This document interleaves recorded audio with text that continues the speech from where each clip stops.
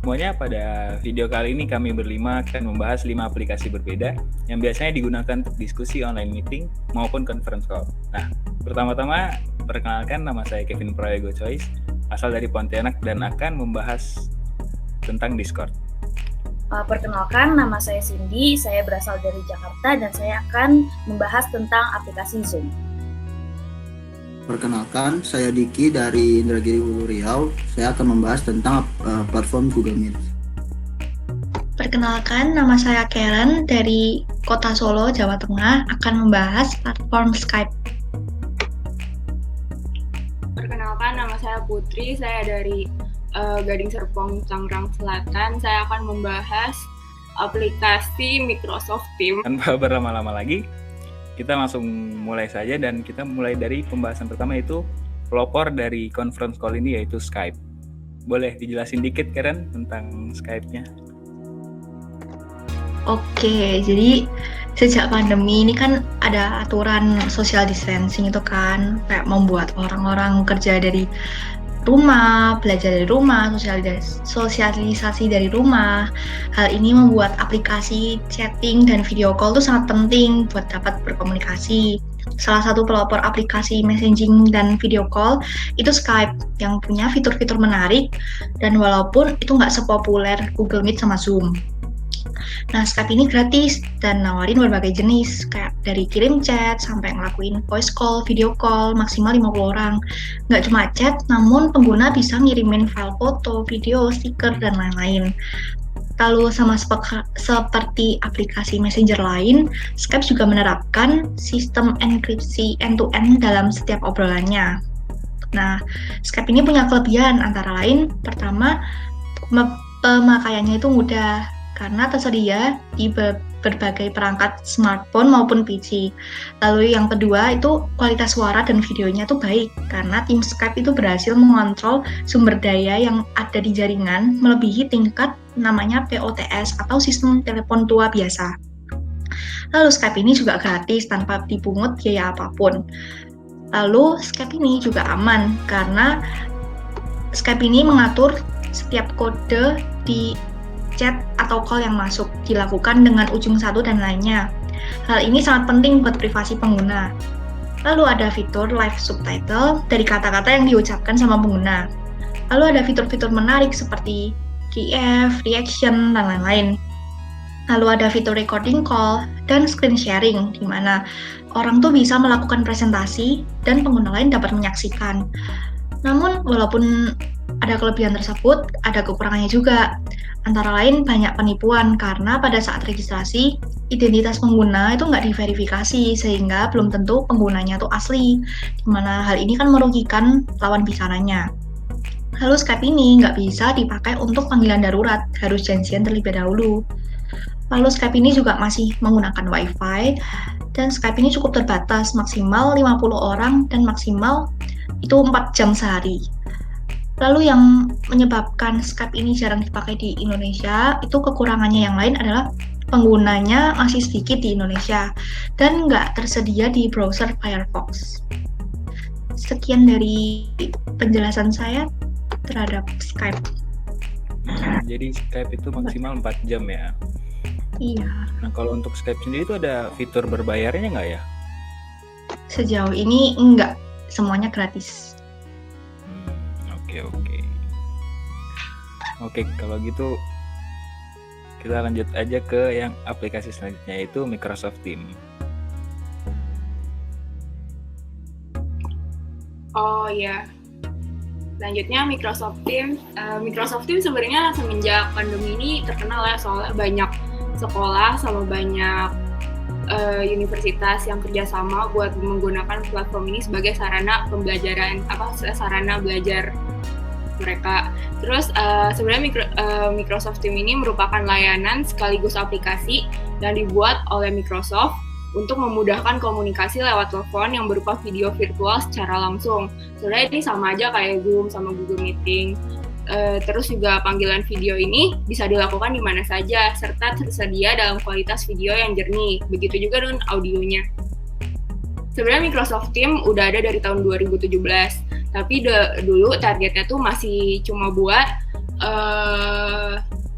orang-orang kayak profesional gitu, jadi kayak masih berbayar.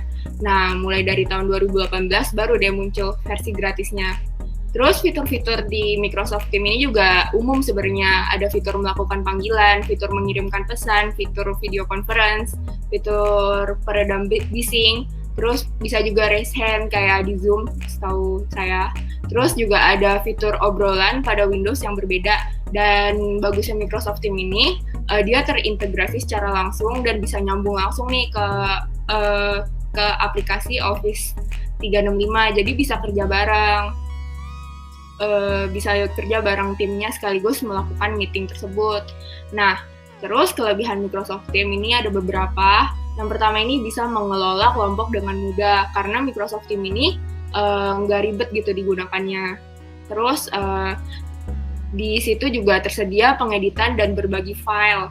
Terus juga tersedia dalam audio dan video yang berkualitas. Terus juga ada saluran khusus untuk mengobrol. Nah bisa pilih salurannya ini bisa secara kayak personal pribadi maupun bisa juga bikin grup gitu. Terus di Microsoft Teams juga Microsoft sendiri juga menjamin keamanan langsung sehingga Microsoft Teams ini aman untuk digunakan. Terus buat kekurangannya sendiri dia untuk menggunakan Microsoft Teams sama seperti yang lain menggunakan kuota yang besar. Terus juga koneksi internetnya juga harus bagus, harus prima. Terus juga dia menggunakan bandwidth yang cukup besar. Ya sih kayaknya itu aja kelebihan kekurangan Microsoft Teams. Oh, namanya tadi untuk yang Microsoft Teams itu ada kayak batasan maksimal berapa orang nggak ya di dalamnya?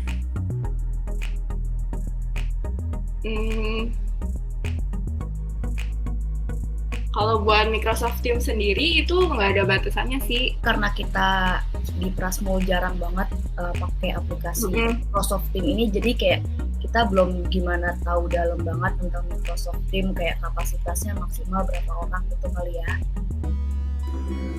Nah, terus kalau misalkan sebenarnya kalau Microsoft Teams ini juga ada yang berbayar juga. Tapi yang tadi dibahas sih sebenarnya yang nggak berbayar. Kalau nggak berbayar tuh jumlah peserta maksimumnya tuh 250 orang. Terus kalau misalkan yang berbayar itu jumlah maksimumnya bisa sampai 500 orang. Terus ya itu sih kayaknya. Ngejawab gak, Di? Lumayan ya, berarti ramai banget ya. Terus ya sih, berarti lanjut ke ini ya, penggunaan platform lain nih, ada kayak Discord gitu. Oh, itu Discord yang Lo tau gak? itu ya, yang kayak banyak dipakai. Gimana sih, PC? Discord itu apa sih? Nah, iya, gue bisa jelasin dikit nih tentang Discord.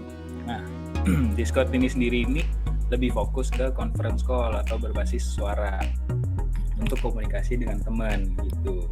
Nah, Discord sendiri itu bisa diakses melalui platform desktop dan juga seluler, menggabungkan fitur-fitur lobby obrolan, dashboard, dan sistem chat dalam satu aplikasi tanpa memonopoli sumber daya dari ponsel ataupun PC kita. Nah, Discord sendiri itu tersedia untuk Windows dan juga Mac dan dapat diakses dengan mengunduh dan menjalankan aplikasi Discord itu sendiri, atau kita juga bisa akses melalui browser di situs web resmi Discord itu. Nah, biasanya pengguna Discord sendiri ini merupakan para pemain game online saat mereka bermain bersama gitu. Nah, tapi tidak hanya itu, biasanya Discord juga digunakan oleh organisasi perusahaan gitu, karena Discord punya fitur yang cocok nih untuk organisasi gitu. Nah, nantinya host yang membuat server itu bisa membuat beberapa channel sesuai dengan kebutuhannya. Nah, channel yang dimaksud ini itu bisa digunakan untuk pembeda dari setiap divisi gitu. Nah, misalnya divisi pertama di channel pertama dan seterusnya. Nah, Discord unggul dalam menawarkan percakapan suaranya. Nah, di mana Discord memiliki latency suara yang rendah dan memiliki voice suppression yang berguna untuk menghilangkan suara kebisingan yang ada di belakang kita dan hanya fokus pada suara kita, dan dapat memberikan output suara yang lebih baik. Nah, di Discord sendiri juga memungkinkan kita untuk mengubah volume mic orang-orang gitu. Tapi kurangnya Discord itu untuk server yang tidak berbayar, Discord memiliki koneksi yang bisa dibilang kurang bagus kalau digunakan dalam video conference call gitu. Nah, itu kekurangannya. Selain itu juga dalam satu channel hanya bisa menampung 50 orang untuk Discord yang tidak berbayarnya gitu. Oh, tapi kalau kayak banyak channel server gitu, pusing gak sih, Cek? Kayak takutnya ketukar-tukar. Terus kayak kalau setahu saya kan kalau di Discord tuh bisa setting nama. Nah, namanya tuh beda-beda. Maksudnya kita bisa join, misalkan kita join server A dengan nama ini, terus kita join server B dengan nama itu, bisa gak? Oh iya, benar-benar. Jadi mungkin untuk orang awam yang baru menggunakan Discord itu bakal pusing juga ya, kenapa banyak banget channel yang bisa dimasukin. Nah, tapi kalau sudah mengerti itu bakal lebih enak sih. Jadi kayak channel itu digunakan buat, misalnya channel pertama digunakan untuk membahas desain dan channel kedua digunakan untuk membahas yang lain. Nah, kalau untuk fitur yang ubah nama itu enggak benar sih, soalnya dari pertama kita login ke Discord itu udah menggunakan satu nama aja dan kita bisa ubah nama itu memang. Namun kalau kita masuk ke setiap channel yang berbeda, nama kita akan tetap sama gitu. Oh ya, mau nambahin nih, dengar-dengar juga kalau teman saya sendiri tuh ada yang kayak baru-baru ini join study group gitu di Discord. Jadi kayak ada study group, itu kayak benar-benar orang dari negara mana aja join, terus kayak belajar bareng. Tapi belajar bareng juga gunanya buat ningkatin produktivitas aja sih, kayak buat ngerasa ada teman belajar gitu. Terus sebenarnya Discord ini sih kayaknya zaman sekarang paling digemari gitu, buat apalagi yang buat kayak non formal gitu ya. Iya, setuju sih, soalnya dia server Discord sendiri itu punya suara latensi yang rendah juga kan, jadi bisa ngebantu kita buat ngobrol sama orang-orang dengan di seluruh dunia gitu ya. Iya. Setuju sih. Kalau Discord tuh kayak lebih lebih aman juga, kayak misalnya kita sebagai host bisa tentuin misalnya di server yang kita punya itu bisa kita lock, jadi kayak bisa kita tentuin siapa aja yang boleh akses server A, siapa aja yang bisa akses server B gitu. Jadi lebih aman, jadi terus privasinya juga lebih dapat gitu. Oh, tapi berarti bisa open for public juga dong? Maksudnya nggak harus private dong? Bisa sih, setahu saya, berdasarkan saya gunakan sih bisa gitu. Jadi kayak kita bisa join orang lain juga gitu. Kalau si Karen pernah nggak pakai Discord? Kalau aku pribadi sih belum pernah ya pakai Discord, karena aku ngeliatnya kayak ribet banget gitu. Tapi yang aku tahu Discord ini lebih cocok untuk orang-orang yang kayak mau gaming atau ya kayak meeting yang tapi non formal gitu. Tapi kalau aku pribadi sendiri kayaknya bisa beropini kalau misalnya Discord ini kurang cocok buat platform edukasi kayak ngajar di situ, kayak kurang cocok gitu. Menurut kalian gimana? Kalau aku sendiri juga belum pernah pakai Discord sih. Tapi kalau kan Discord biasanya buat nge-game. Nah, aku nge-game tuh biasanya langsung aja pakai line call atau Zoom atau Google Meet gitu. Biar nggak ribet. Benar-benar setuju sih. Ini Discord lebih ke yang informal ya. Nah, terus kita lanjut nih ke aplikasi yang memang dibuat untuk edukasi. Nah, yaitu Google Meet. Boleh Diki dijelasin? Oke, jadi saya lanjutin ini yang platform Google Meet ya. Ya, kita semua kan udah pasti tahu lah platform Google Meet. Kita udah sering banget gunakan platform ini untuk kuliah, untuk meeting sama teman-teman yang lain, mungkin kerja kelompok. Terus jadi Google Meet ini aplikasi conference call dari perusahaan Google sendiri yang udah sering kita gunakan semenjak pandemi ini. Terus Google Meet ini awalnya itu bermula dari Google Hangouts, jadi pernah bernama Google Hangout Meet sebelum berubah menjadi Google Meet. Nah, jadi di sini saya akan menjelaskan beberapa kelebihan dan keunggulan berdasarkan pengalaman pribadi saya selama menggunakan Google Meet ini. Jadi keunggulannya itu yang pertama pastinya gratis. Jadi Google Meet itu bisa di-download di iOS, Android, sama PC. Itu secara gratis dan digunakan oleh semua orang. Terus juga Google Meet ini waktu yang diberikan itu unlimited durasinya. Jadi bebas mau sampai berapa lama aja kita bisa gunakan Google Meet ini. Terus juga dia memiliki fitur chat online, jadi kita setiap partisipan yang di dalam conference call itu bisa ngirim pesan teks sama partisipan lain. Terus juga kelebihannya Google Meet ini menurut saya tampilan video gambar dari setiap partisipan itu memiliki kualitas HD ya, jadi lebih jelas sama lebih bersih. Terus juga Google Meet ini sebenarnya ada kasih beberapa free background gitu untuk video kita, jadi kita bisa kayak atur dan pilih background yang lucu sama unik itu sesuai keinginan kita. Jadi conference call itu bakal lebih seru sama lebih hidup gitu. Terus juga ada fitur yang bisa bikin background kita blur gitu, jadi hanya fokus ke muka kita atau pada diri kita.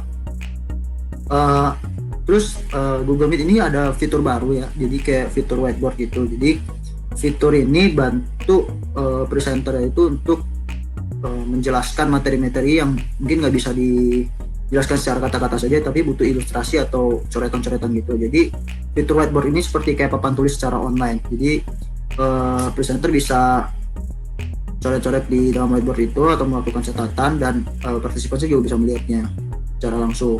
Jadi materi yang disampaikan bisa lebih mengerti dan lebih jelas. Terus menurut saya sih ketika awal-awal gunakan Google Meet ini, menurut saya Google Meet ini user friendly ya. Jadi tampilan dari Google Meet ini praktis, jadi nggak jadi semua orang tuh bisa mempelajarinya itu dengan mudah karena dia user friendly. Terus juga ada layanan encryption data. Google itu menjamin banget enkripsi data dari setiap conference call yang dilakukan dari setiap penggunanya supaya nggak bocor dan nggak disalahgunakan oleh pihak-pihak yang tidak berwenang gitu, yang bisa ngerugiin pengguna dari aplikasi Google Meet ini. Terus Google Meet itu juga bisa membuat schedule meeting yang bisa ditentukan hari dan jamnya, dan tentu saja ini terintegrasi dengan Google Calendar. Jadi memudahkan partisipan untuk jadi reminder gitu buat mereka. Terus ada juga kayak dia terintegrasi dengan Microsoft Office. Jadi misalnya hostnya bisa menginvite pengguna Microsoft Office ke dalam conference call tersebut. Terus juga ada share screen dan record meeting untuk rekaman dari setiap conference call yang penting. Sama juga ada host control. Nah, host control ini ada beberapa fitur yang itu mulai dari quick access, di mana hostnya itu bisa nentuin siapa aja yang boleh masuk ke dalam Google Meet. Jadi bisa kayak di admit atau di decline gitu. Terus ada bisa aturan untuk share their screen sama send chat messages dari setiap partisipan itu bisa di turn on atau turn off. Jadi kalau misalnya di turn off, di partisipannya itu nggak bisa share screen gitu, sama nggak bisa kirim chat-chat gitu di conference call-nya. Nah, kekurangannya itu ternyata itu nggak semua fitur itu gratis. Jadi ada beberapa fitur yang memang harus berbayar gitu. Contohnya itu kayak untuk recording meeting sama batasan maksimal participants itu kalau gratis itu hanya sebatas 25 orang. Nah, terus kekurangannya juga kita harus memiliki Google account ya, harus memiliki email Gmail gitu. Terus kalau berdasarkan pengalaman pribadi, menurut saya tuh konsumsi data internet itu cukup besar karena kualitasnya yang HD tadi, terus juga butuh sinyal yang stabil. Terus kalau misalnya kurang stabil itu udah pasti lagging gitu. Terus juga menurut saya ketika saya menggunakan Google Meet ini, baterai dari device itu cepat habis gitu. Sama kalau misalnya ketika kita melakukan recording meeting, itu fitur chat yang kita kirimkan selama conference call itu nggak masuk ke dalam rekamannya, jadi nggak bisa rekam gitu. Terus juga di dalam Google Meet ini nggak bisa kirim dokumen-dokumen penting gitu, nggak bisa share file gitu ke partisipan lain. Itu sih kalau Google Meet yang berdasarkan pengalaman saya. Bener sih, terus juga kan kita kuliah banyak juga tuh Google Meet. Tapi kayaknya waktu itu tuh sempet deh, nggak tahu sih ini atau enggak, tapi kayak pas awal-awal tuh fitur recording kayaknya bisa dipakai semuanya gak sih? Soalnya waktu itu tuh kayaknya seingat saya pernah bisa pakai email pribadi. Terus nggak lama pas itu nyoba pakai email pribadi ternyata nggak bisa. Terus pas pakai email kampus baru bisa lagi dari record. Itu gimana Dik? Iya benar sih. Jadi awalnya kalau misalnya pakai email pribadi itu emang benar bisa record meeting. Nah terus mungkin ada updatean yang terbaru. Jadi kalau misalnya nggak berbayar tuh ternyata sekarang tuh udah kalau pakai email pribadi itu bisa di record gitu. Jadi kalau misalnya ketika saya pakai email kampus nih yang udah disediain dari Prasmul itu saya bisa langsung record meeting gitu. Emang berbeda ternyata gitu. Iya benar sih. Terus juga kalau misalkan kita record kan kayak gampang banget ya bisa langsung kekirim G Drive-nya ke email yang hostnya. Terus tapi kalau menurut yang lain gimana nih Google Meet? Umum nggak sih buat kita?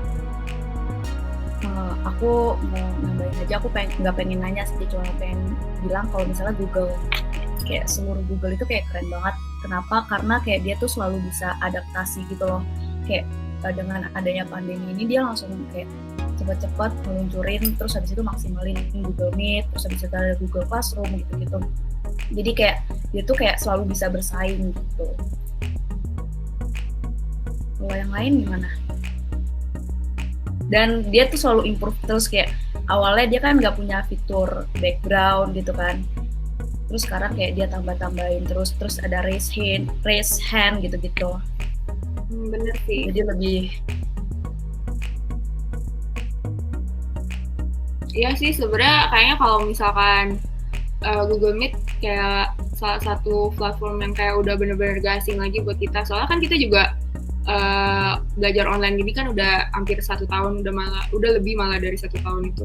Dan selama 1 tahun ini kita kan juga memanfaatin Google Meet, dan Google Meet ini juga enaknya bisa kayak nyambung ke Google Drive, ke Classroom juga, terus ke Gmail, dan juga yang tadi Diki bilang Kalender. Nah enaknya tuh contohnya ya kalau pengalaman pribadi saya kan ini kan kita ada Komdev kan. Nah Komdev tuh kan ada jadwal meeting tuh sama DPL sama mitra. Nah itu tuh enaknya kalau misalkan lewat Google ini kita tinggal masukin kan jadwalnya mau kapan setelah didiskusin sama kelompok tuh. Terus habis itu pas kita buka Google Meet-nya gitu, Gmeet, terus nanti bakal keluar jadwal kita, tinggal diklik habis itu kita bisa langsung join tuh. Itu sih menurut saya yang enaknya dari Google Meet. Bener sih, setuju banget. Ini Google Meet sangat membantu kita sih sebagai pelajar ya. Jadi kita gampang juga buat ngumpul sama teman-teman buat kerja kelompok gitu. Memang keren banget sih ya Google Meet. Nah, selain Google Meet, kalau Google Meet kayak kita udah biasa, selain Zoom, terus kayak kita udah nggak mau pindah lagi ke Skype atau yang ke lainnya, kayak udah nyaman di sini. Bener. Google Meet emang cocok banget sih ya buat kita pelajar. Nah, tapi selain Google Meet juga kita juga sering dengar atau sering gunain juga aplikasi Zoom. Nah, kalau Zoom sendiri itu gimana ya, Cindy? Oke, jadi aku jelasin dulu ya sedikit tentang Zoom. Zoom itu salah satu aplikasi video conference dan juga meeting yang bisa diakses melalui perangkat seluler kalian, mau handphone, tablet, laptop, baik itu pengguna iOS, Android, Windows maupun Linux. Dan biasanya pengguna itu gunain aplikasi ini untuk melakukan meeting gitu. Nah, Zoom ini didirikan sama seorang miliarder nih namanya Eric Yuan pada tahun 2013, tapi baru banyak orang kenal pada tahun 2020 pada saat pandemi itu baru muncul gitu. Kalau misalnya di Prasmul sendiri kita sering banget gunain platform ini buat kelas gitu. Jadi aku bisa jelasin beberapa keunggulan dan juga kekurangan dari aplikasi Zoom ini. Nah, kalau keunggulannya itu kapasitas ruangannya itu besar banget. Jadi Zoom ini dibagi jadi 2 nih, ada yang free sama ada yang premium. Kalau misalnya free, Zoom itu bisa nampung sampai 100 peserta. Kalau misalnya yang premium, Zoom itu bisa nampung sampai ribuan partisipan. Yang pastinya bisa memudahkan penggunanya, khususnya buat sektor pendidikan nih ketika mereka lagi ngadain acara webinar atau diskusi jarak jauh. Terus Zoom juga user friendly banget, jadi gampang banget buat gunain aplikasi Zoom Meeting ini. Jadi yang kita butuhin itu cuman gadget, mau itu handphone, tablet atau laptop, terus pastiin juga udah punya koneksi internet yang stabil, sama unduh aplikasi Zoom gitu lewat email. Terus habis itu yang ketiga ada fitur yang lengkap dan juga beraneka ragam.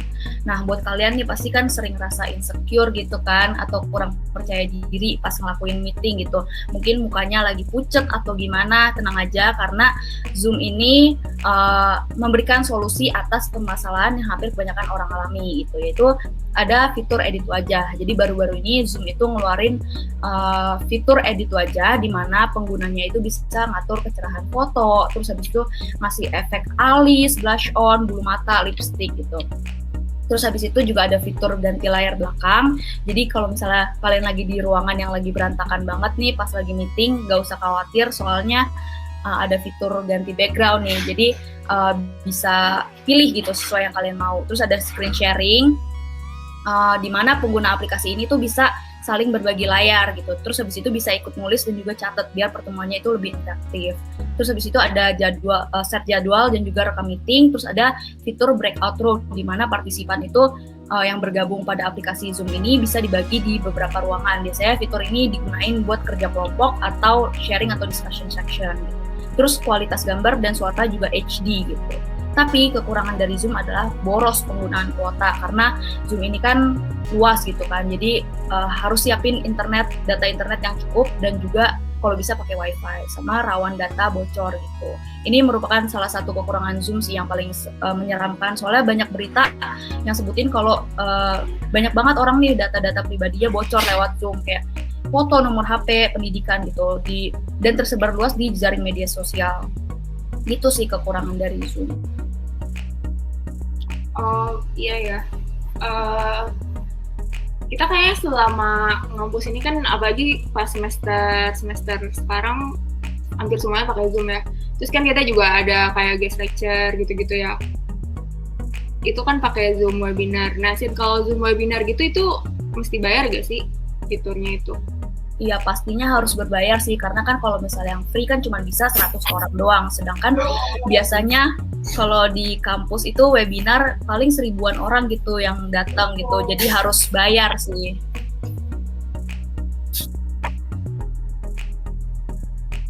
Kalau menurut yang lain gimana?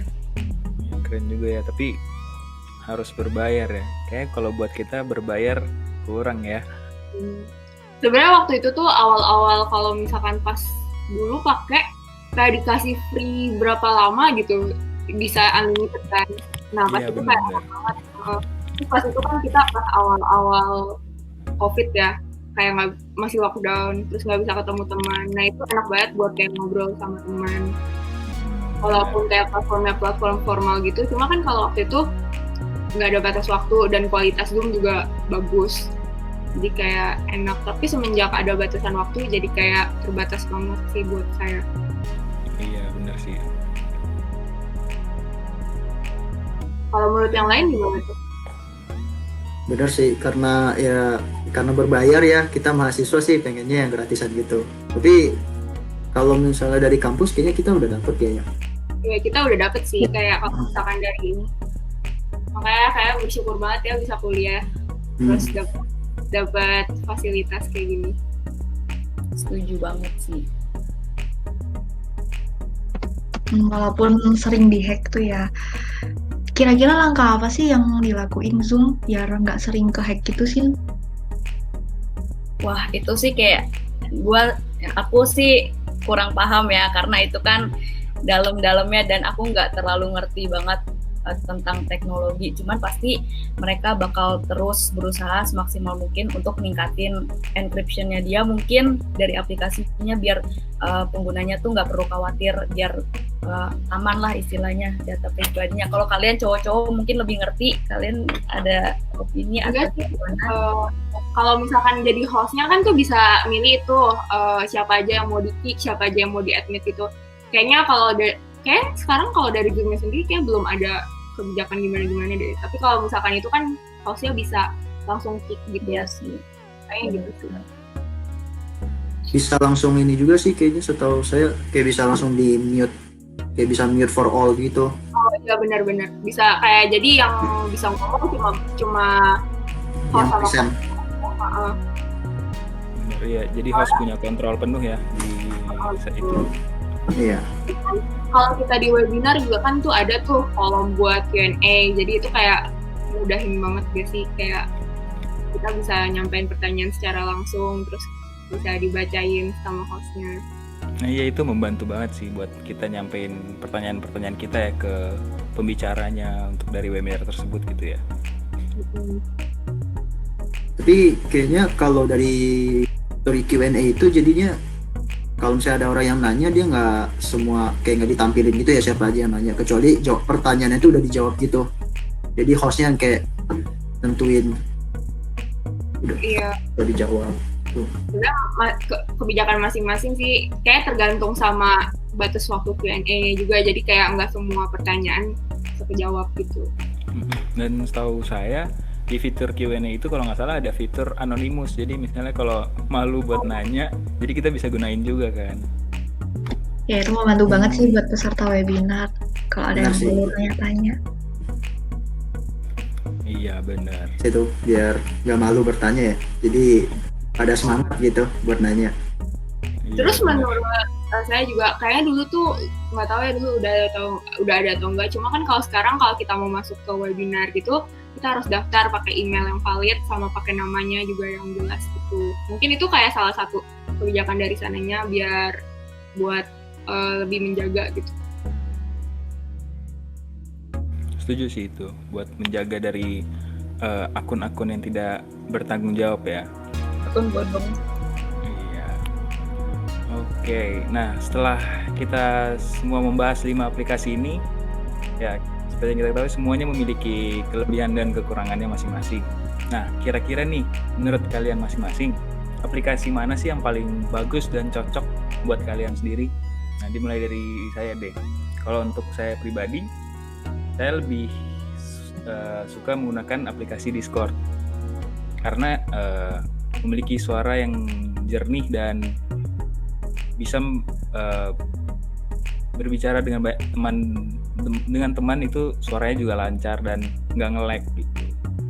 Dan untuk aplikasi edukasi mungkin saya bakal milih Google Meet sih, soalnya lebih enak dan kita juga bisa bikin sendiri gitu. Nah, kalau menurut kalian gimana? Kalau dari saya sendiri sih, kalau misalnya untuk edukasi, sebenarnya dari segi penggunaan sih Google Meet itu paling praktis ya, kalau didengar dari penjelasan itu. Tapi cuma kalau misalnya untuk sistem belajar mengajar gitu, menurut saya sih kayaknya enakan Microsoft Teams. Kenapa? Karena semua terintegrasi jadi satu platform gitu. Jadi kita bisa share file, bisa kelompok, bisa diskusi langsung semua di dalam platform itu langsung. Kalau Google Meet kan terpisah gitu. Itu sih kalau menurut saya.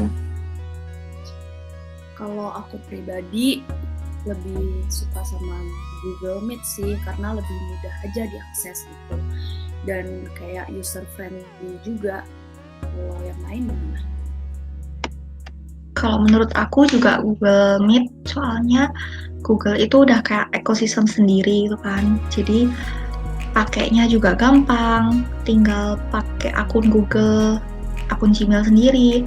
Terus kalau mau ngadain Meet juga bisa dihubungin ke Google Calendar. Terus nggak ada batas waktu juga. Itu kalau menurut yang lain.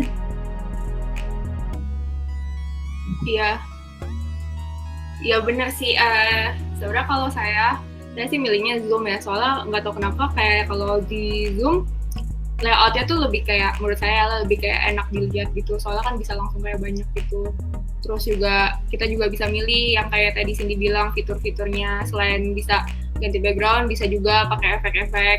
Terus juga kita juga bisa flip kamera. Ini kalau di Google Meet kayaknya belum bisa ya. Kalau di Zoom kan bisa pilih mau flip kamera atau gimana.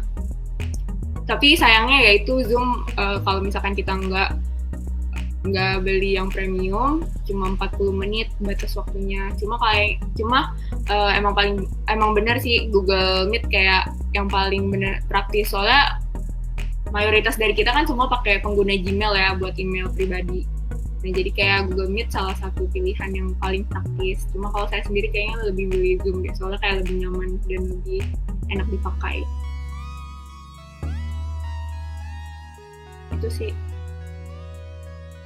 Ini bisa dibilang bagus semua lah ya, tergantung dengan kebutuhan si pemakai. Apalagi di masa pandemi kayak gini, kita diharuskan untuk bekerja atau belajar secara online gitu.